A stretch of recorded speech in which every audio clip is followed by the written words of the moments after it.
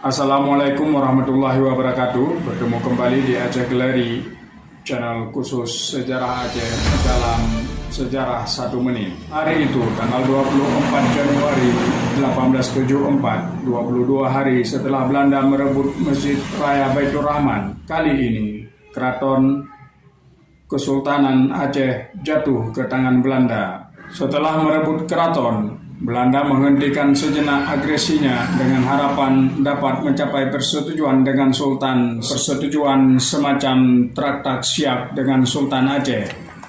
Walaupun keraton sudah jatuh, pahlawan-pahlawan Aceh tetap meneruskan perjuangan yang dipimpin langsung oleh Tuanku Hashim Bantamuda.